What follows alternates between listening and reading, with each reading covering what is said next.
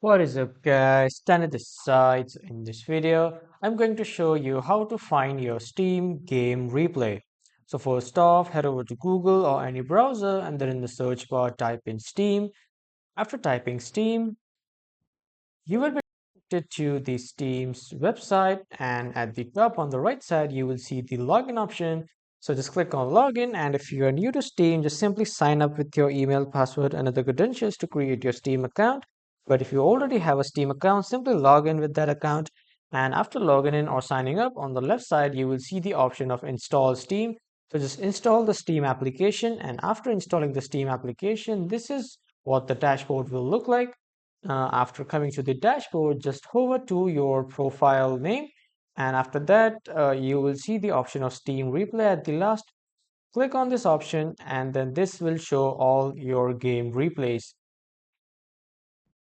Here, replay section, it will show you all the games replays that you have played till now on Steam. I haven't currently played any game, that's why it's showing. Sorry, this account does not have any playtime this year.